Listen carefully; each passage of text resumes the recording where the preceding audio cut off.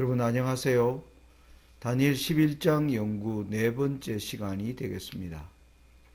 지난번 우리가 11장 연구를 하면서 5절부터 시작되는 남방과 북방은 알렉산더 이후에 네 나라로 갈라지고 그 네 나라가 북방에는 셀루쿠스 왕조, 남방에는 프톨레미 왕조로 시작되는 그러한 두 세력 간의 충돌이 11장 5절부터 15절의 내용이었음을 보았습니다. 프톨레미 왕조와 셀루쿠스 왕조가 이제 싸우는 동안에 사실 지중해 서편에는 로마와 카르타고가 패권을 두고 싸우게 되고 그것이 곧 포에니 전쟁을 통하여 로마가 이제 영향력을 차지하게 되면서 이제 로마와 셀루쿠스 왕조 간의 시리아 전쟁이 일어나고 거기에서 로마가 강자로 일어나는 가운데 이제 지중해의 모든 패권은 로마에게 이제 쏠리는 바로 그 시대를 연 자가 로마의 첫 황제 누가복음 2장에는 가이사 아구스도로 등장을 하는 역사에서는 아우구스투스의 시대. 그래서 우리가 다니엘 11장 20절에 그 위를 이을 자가 토색하는 자이다. 토색하는 자라는 의미는 힘으로 가난한 자를 억압하고 가난한 자의 모든 것을 강탈하는 그러한 행위를 토색하는 자라고 말씀을 드렸습니다. 그래서 로마가 이제 드디어 하나님의 백성들이 지금까지 누렸던 평안의 시대가 끝나고 이제는 억압하는 그러한 지배 가운데 들어가는 것을 알리는 것이 로마의 시작이라고 말씀을 드렸습니다. 자, 오늘부터는 이제 21절부터 24절을 공부하게 되는데 이제 21절부터 24절의 내용은 우리는 그 북방왕의 왕자가 셀루쿠스 왕조에서 로마로 이제 그 자리가 이제는 교황권으로 올라가는 과정을 설명하는 내용이 21절부터 24절의 내용이 되겠습니다. 그러면 오늘 우리의 공부는 하나님께서 왜 넷째 짐승인 로마와 다섯째인 교황권을 하나로 하나님은 말하고 계시는가? 그 문제에 대하여 좀 말씀을 드리도록 하겠습니다. 실제로 오늘날 이탈리아 지도를 보면 로마 수도 안에 바티칸 시국이 이 안에 들어있음을 보면 로마와 교황권이 지리적으로도 하나임을 우리가 알 수 있고요. 그 공식적 명칭도 보면 로만 캐톨릭 처치라고 영어로 번역이 됩니다. 그래서 캐톨릭의 공식 명칭에 로마라는 이름이 들어 있습니다. 이런 면에서 하나인데 사실은 그것 때문에 하나라기보다는 역사적으로 로마와 교황권이 공통적으로 보여준 것이 무엇이냐 하면 그리스도에 대한 적개심이었습니다. 로마는 예수님을 십자가에 못 박고 그것도 모자라서 12제자를 처형하고 그것도 모자라서 AD 2세기와 3세기 약 200년 동안 교회를 핍박하면서도 교회가 사단의 의도대로 멸절되지가 않으니까 사단이 작전을 바꾸어서 이제 거짓 교회를 세우면서 가톨릭 교회가 등장했고 거기에서 교황권이 올라오기 때문에 하나님께서 로마와 교황권을 그리스도를 향한 적개심면에서 한 세력이다라고 말씀하는 것을 볼 수가 있는 것입니다.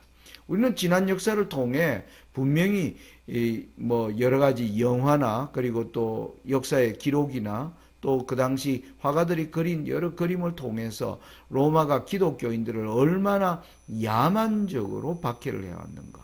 그리고 기독교인들이 이러한 야만적 박해를 피해서 결국은 지하로 숨어들어서 그들의 삶을 지하 가운데서 살고 예배를 드리는 가운데 만일 발각되면 그곳에서 죽음을 당하는 이 카타콤은 아주 유명한 장소가 되어 있고요. 오늘날 많은 신교도들이 성지 순례를 할 때 꼭 들러보는 장소가 이 카타콤이 되어 있습니다. 이러한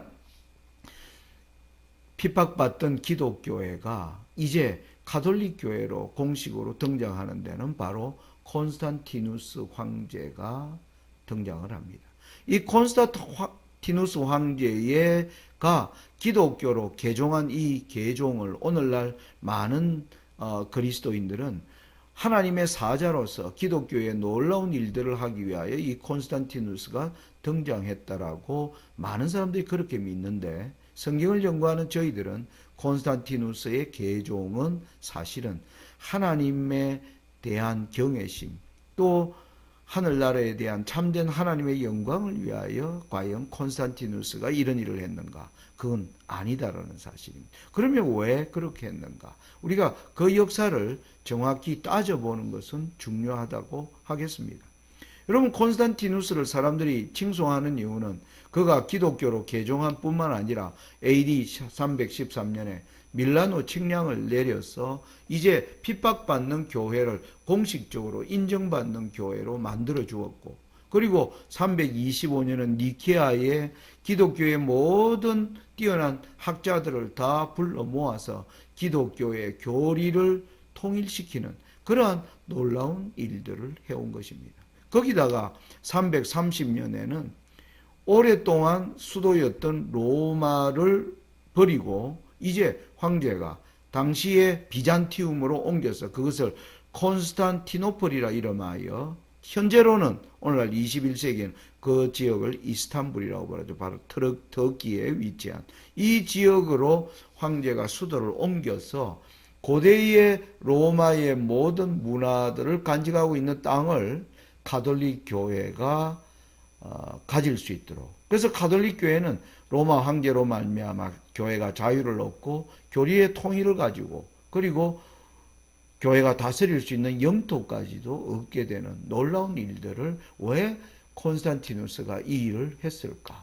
그래서 이 오늘날 기독교의 현대 기독교가 형성되기까지 콘스탄티누스의 이 영향력, 그리고 오늘날 로만 캐톨릭이 오늘날 전 세계 아주 강력한 국가로 등장해 있는데, 이 일에는 콘스탄티누스를 빼놓고 이야기할 수가 없다는 사실입니다. 그리고 오늘날 가톨릭과 개신교회가 섬기는 주일제도, 이 모든 것들이 바로 콘스탄티누스의 힘에 의하여 이루어졌다는 사실을 우리가 인정해야 되는데, 그러면 사실 콘스탄티누스는 기독교를 왜 공인했는가? 이것은 우리가 먼저 하나님의 말씀인 다니엘 11장 21절부터 24절에서 그러한 답을 찾아야 할 것입니다. 여러분, 여기 보면 또 그 위를 이을 자 21절에 이 북방왕의 왕위가 셀루쿠스에서 로마로 이어졌는데 이제 그 위를 이을 자는 비천한 사람이라. 우리는 그것이 교황권이 어떻게 처음에는 핍박받는 교회에서 이제 강한 자로 올라오는 과정을 24절까지 얘기하는 겁니다. 비천했지만은 23절에 보면 그는 적은 백성을 거느리고 강하게 올라올 것이다 얘기하고 있고요.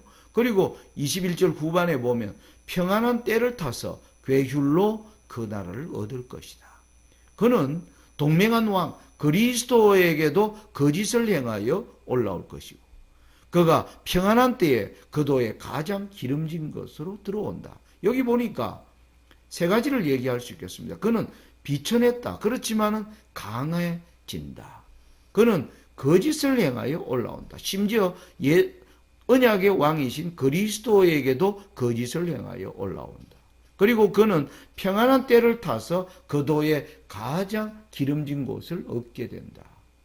여러분, 이게 콘스탄티누스와 관련되어서 기독교가 이제 공인되어 오늘날 교황권이 올라오는 과정을 보면 이 하나님의 말씀이 역사에 얼마나 정확하게 하나님의 말씀대로 성취되었는가 하는 것을 우리가 알 수 있도록 기록되어 있습니다.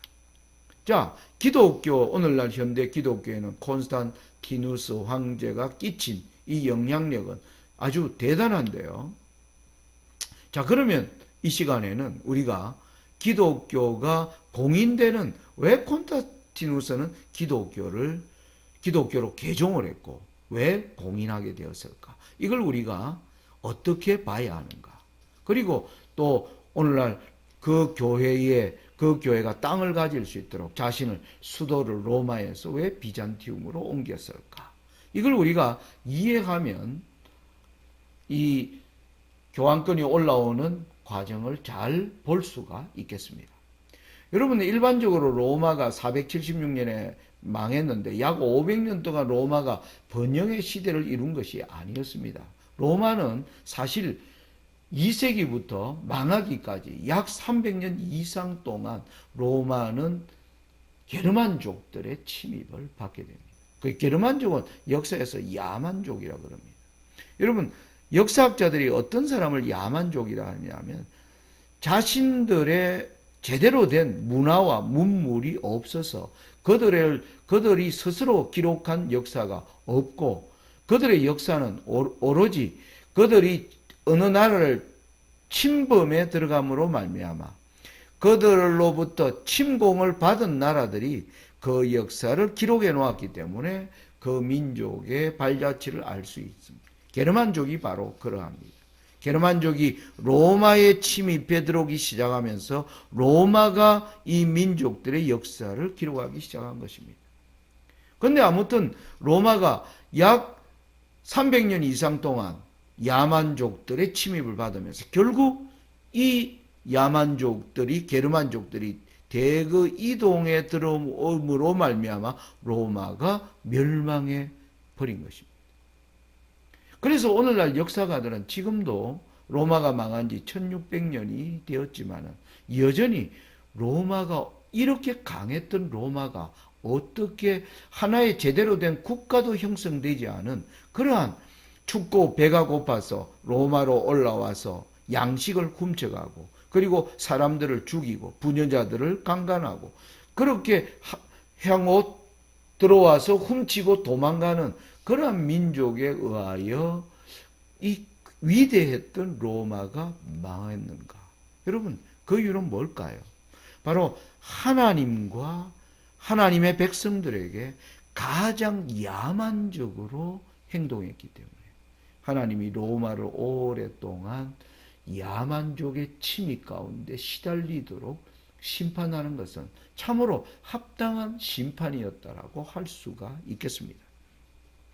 역사가들은 로마가 이 오현제 시대를 지나면서 오현제는 2세기 동안에 이루어진 이 오현제 시대 이후의 로마는 정말 극심한 혼란의 시대에 들어갑니다. 오현제 시대에도 자주 이 야만족들이 침입을 했지만 그때는 로마가 나름대로 방어를 해왔습니다. 그런데 점점 이 이민족들의 침입이 점점 심해지면서 여러분 그러한 침입의 역사를 많은 화가들이 그것들을 오늘날 역사의 기록과 함께 우리가 남아있음을 보게 됩니다. 특히 3세기에 들어와서는 이 침입해 들어오는 이런 자들을 막기 위하여 수많은 군인들이 그들을 침입하여 들어갔다가 거기에서 반란을 일으켜 황제가 되는 즉 오늘 학자들은 그 시대를 아나키 시대 마치 무정부 상태와 같은 극심한 혼란의 황제 시대를 맞게 됩니다. 로마의 황제 시대는 3세기에 약 50년 이상 진행되는데 역사는 이 50년, 70년 기간 동안에 약 25명, 30명의 황제가 등장하였다라고 기록합니다. 황제의 재위 기간이 2년이 안 되는 겁니다. 1년 그러면서 또 반란이 일어나서 황제가 또 새로운 황제가 올라오는 굉장히 무질서한 혼란의 시대가 3세기에 시작되고 있고요. 정말 그것을 보여주는 가장 극한 예가 콘스탄티누스가 올라오기 전 황제 바로 디오클레티아누스 때는 바로 이러한 문제를 황제가 스스로 한 명이 해결할 수 없다 그래서 4명의 황제가 있는 시대를 맞이하게 됩니다. 그 황제가 2명은 정제고 2명은 부제인데 콘스탄티누스는 그 2명의 부제의 하나인 오늘날의 프랑스 지역을 관할하는 그 황제의 아들이었습니다. 이 콘스탄티누스. 그래서 콘스탄티누스는 젊을 때 그 나라의 혼란상을 보면서 앞으로 이 나라를 하나로 만들 필요가 있고 다시 하나의 체제로 만들면 이 혼란스러운 나라를 어떻게 다시 정신적으로도 하나로 만들어야 될까? 이것을 고민했다라고 기록합니다. 여러분 로마는 수많은 로마의 신화, 로마를 지켜지는 수많은 수호신들이 있다라고 로마 사람들이 믿어왔지만 이미 로마는 오랜 동안 아까도 말씀드렸지만 야만족의 침입을 받으면서 로마의 정신들은 사라져버렸고 곳곳에 무질서와 그리고 무정부 상태가 방치되면서 로마를 다시 하나로 통일하더라도 정신적으로 통일하는 것이 필요가 되었던 것입니다. 그것이 뭐냐면 콘스탄티누스가 다시 로마를 하나로 할 수 있는 이데올로기가 뭘까? 바로 기독교에서 그 답을 찾은 것입니다. 기독교를 핍박을 해도 계속 살아남는. 그래서 이 기독교를 통해서 다시 로마를 통치할 필요가 있다. 이러한 필요에서 콘스탄티누스가 개종을 하게 된 것이죠. 그가 자신의 죄를 진심으로 뉘우치고 예수 그리스도의 참 제자가 되기 위하여 기독교로 개종한 것이 아니라 자기가 다스리는 그 나라의 통치의 이데올로기의 필요에 의하여 기독교를 받아들였다는 것입니다. 그래서 역사의 기록에 의하면 그가 황제의 자리를 두고 여러 전쟁을 치르는 가운데 마지막 메비우스 다리의 전투를 앞두고 그가 꿈에서 예수님을 보았다. 예수님이 그 가운데 계시한 것은 너의 모든 군사들을 십자의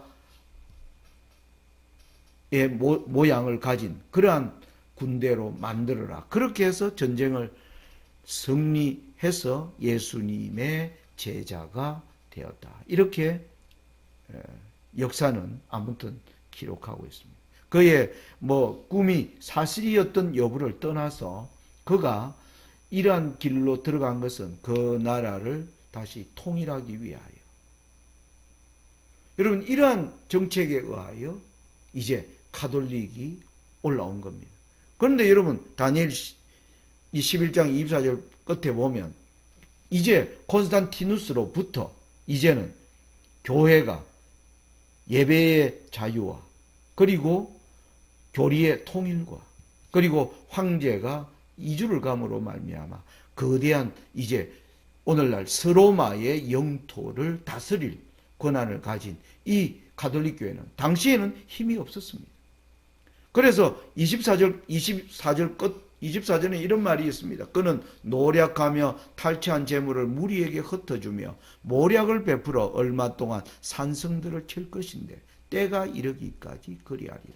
여러분 우리는 교황권의 때가 한 때와 두 때와 반 때 42달 1260일 바로 그 때가 이르기까지 로마는 이미 이제 밀려 들어오는 황제는 어디로 가버렸습니까? 황제는 동쪽으로 가버렸습니다. 군사력이 황제가 군사를 대거 몰고 갔기 때문에 동로마는 군사력이 아주 강대한 반면에 서로마는 군사의 부재 상태에 놓이게 되는 것입니다.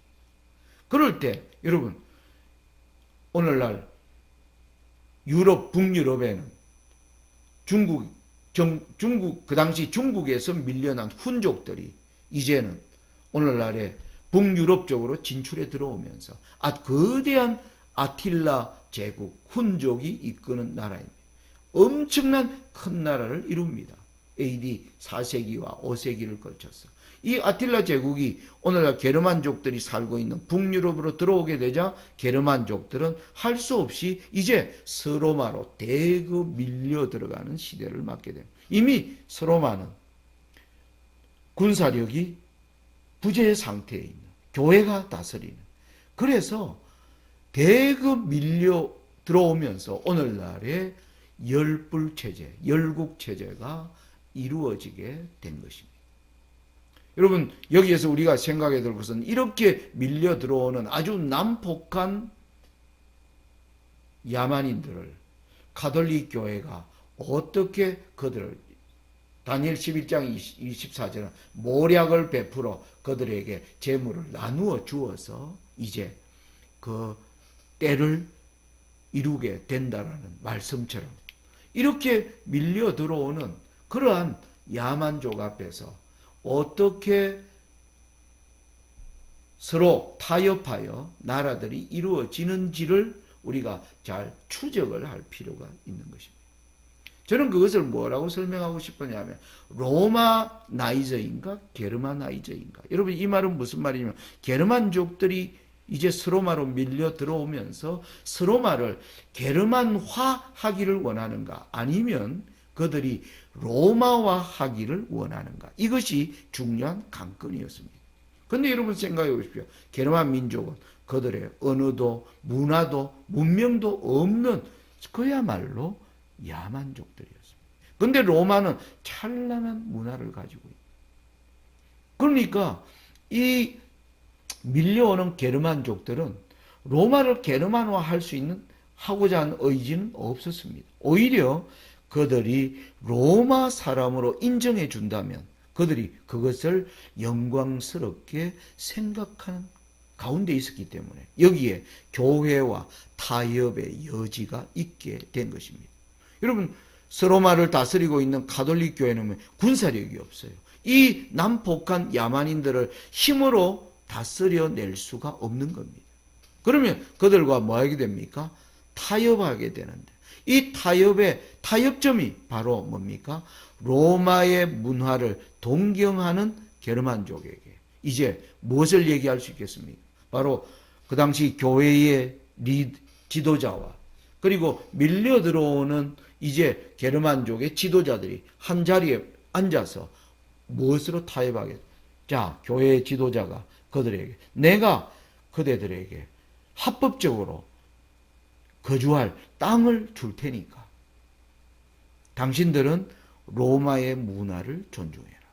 그래서 이미 로마의 문화 가운데 로마는 기독교를 가톨릭을 국교로 하고 있으니까 그 가톨릭을 당신들도 국교로 받아들이면 우리가 서로 윈윈하지 않겠느냐.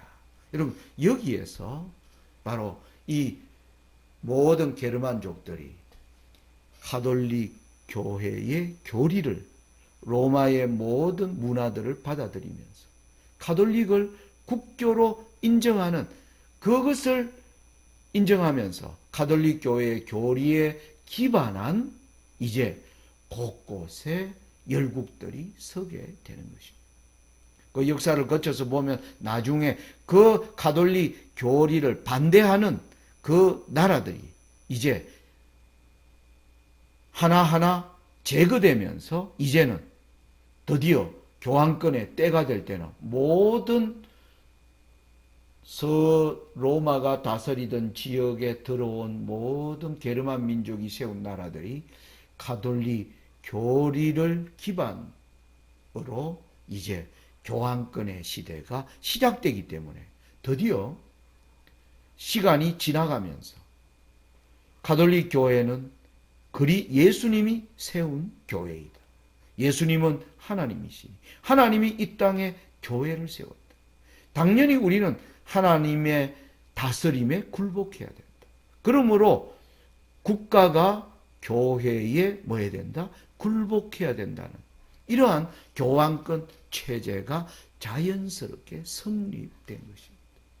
그래서 유럽의 황제로 등극하기 위하여는 그 모든 황제들이 교황 앞에 무릎을 꿇고 나 누구누구는 가톨릭 교회와 교황에게 충성하기로 맹세한다. 그렇게 하면 교황이 그 사람에게 왕관을 씌워주면서 그대를 프랑크 왕국에 그대가 앵글로색슨 영국의 왕으로 인정하노라 하는 공식적인 바로 체제가 이렇게 성립되게 된 것입니다. 그것이 바로 다니엘 11장 24절에 비천했지만 적은 백성이었지만 드디어 뭡니까? 유럽의 모든 군사를 거느리는 강한 나라로 올라오고 그 모든 것은 괴휼로 이루어진 것이었습니다. 심지어 그들은 예수님도 그래서 예수님도 속이고 거짓으로 올라왔다. 예수님을 향해서는 우리는 예수님을 위한다고 하면서 예수의 이름으로 수많은 침략과 약탈을 범하면서 그리스도를 빙자한 거짓으로 올라오는 세력이라고 얘기하는 이유입니다. 여러분, 역사를 보면 이 모든 방법은 그들이 올라오는 과정은 평화로운 방법으로 올라와요. 싸움이 없었습니다. 바로 다니엘 11장 21절부터 24절은 교황권이 올라오는 과정을 잘 설명하고 있는 것입니다. 그래서 오늘날 우리가 유럽의 이 지도를 펴놓고 보면 이 거대한 유럽을 교황이 정말 작은 뿔과 같이 작은 세력으로 존재했지만 온 유럽을 바로 국가 위에 군림하는, 교회가 군림하는 그 시대를 열어간 것입니다. 여러분, 그래서 다니엘 11장 21절로 24절은 드디어 이제는 셀루쿠스 왕조가 북방왕에서, 그리고 로마가 북방왕으로 등장할 뿐만 아니라 이제는 교황권이 북방왕으로 등장하는 시대를 보여주는 것입니다. 여러분, 여기에서 오늘 2020년을 살아가는 저희들이 배워야 할 중요한 역사적 교훈이 있습니다. 여러분, 로마가 다스리는 시대를 통하여, 로마가 그 당시 세계를 다스린다. 모든 세계는 로마로 통한다. 거기에서 교황권이 올라오는 것처럼 오늘날 우리 시대에 세계를 다스리는 미국을 통하여 마지막 교황권이 열국의 힘을 가지고 등장하는 것입니다. 똑같은 시스템이죠. 로마에서 열국의 힘을 가지고 교황권이 강하게 올라온 것처럼 미국이 지금 로마가 혼란에 빠진 것처럼 미국은 앞으로 점점 거대한 혼란에 빠지게 됩니다. 로마가 하나님을 대항하는 것처럼 바로 미국도 프로테스탄트를 주장하면서 거짓을 행하는 국가입니다. 로마가 그리스도를 빙자하여 거짓을 행하여 올라온 것처럼 미국이 신교도를, 프로테스탄트를 빙자하면서 예수의 이름으로 시작한 나라가 지금 세상을 향하여 거대한 거짓을 행하는 국가가 되어 있습니다. 그러한 국가가 로마가 무질서한 혼란에 빠지는 것처럼 미국이 지금 거대한 혼란에 빠지는 것을 보게 됩니다. 여러분, 미국이 점점 뭡니까? 세상을 향하여 아주 야만적인 행위를 하는 국가로 나타나더니 이번 코로나로 말미암아 온 코로나가 미국에 휩쓸면서 미국에 지금 수많은 나라가 혼란에 빠져 있고 그 와중에 지금 흑인, 백인 갈등, 그리고 엄청난 산불, 거대한 재앙들이 미국을 지금 완전히 휩쓸고 있습니다. 여러분, 이런 가운데 콘스탄티누스가 이 혼란스러운 로마를 하나로 만들기 위하여 기독교를 하나의 기치로 거짓으로 올라온 것처럼 이 지금 혼란에 빠진 미국을 하나의 이데올로기로 다시 만들기 위한 올라오는 것이 무엇일까요? 바로 선데이 로가 되는 것입니다. 지금 지난날에 이 일을 통하여 바로 교황권이 거대한 힘으로 올라온 것처럼 바로 이 일은 다시 교황권이 열국의 능력을 받아 거대한 힘으로 올라오는 길을 지난날 로마가 그 길을 닦아준 것처럼 미국이 지금 그 길을 닦고 있는 가운데 저희들이 살고 있는 것입니다. 바로 그러한 때는 하나님의 백성들에게 큰 시련의 때가 오는 것처럼 그는 거짓을 행하여 올라오고 이 거짓의 수많은 무리들이 이 거짓을 따라가게 될 것입니다. 하나님을 참되게 믿는 백성들에게는 이제 정말 하나님의 백성에 대한 정오심을 가진 그 세력들이 올라오는 때를 우리가 살고 있는 것입니다. 여러분, 하나님의 지난날의 역사가 하나도 땅에 떨어지지 않고 그대로 된 것처럼 마지막 이 일도 하나님의 말씀대로 이루어질 것을 우리는 지난날의 역사를 보아 알 수가 있는 것입니다. 그래서 지금은 우리가 하나님의 말씀을 연구하고 하나님의 말씀이 이 마지막 때를 어떻게 준비하라고 하는, 그래서 우리가 예언의 이 그걸 통해서 다니엘 11장을 이제 계속 연구하게 되면 40절까지 남방왕 북방왕의 모든 대결 가운데서 이제 41절 이후에 다시 올라오는 북방왕 때 하나님의 백성이 어떻게 준비해야 될지를 하나님께서 말씀하고 계십니다. 그래서 우리가 다니엘서를 더 깊이 연구해야 되고 이 연구를 통하여 받은 빛을 따라 준비하는 것이 바로 이 시대에 하나님의 참된 백성들이 걸어가야 할 길이 되는 것입니다. 그래서 여러분들이 저의 부족한 연구지만 여러분들이 이것을 계기로 더욱 말씀을 연구하는 가운데 또 우리가 서로 받은 빛을 나누는 가운데 더욱더 하나님께 하나님이 원하는 자리에서 헌신하고 하나님의 나라를 이루기 위하여 함께 그 길을 걸어가는 저와 여러분들이 되시기를 바라면서 오늘 말씀을 마칩니다. 감사합니다.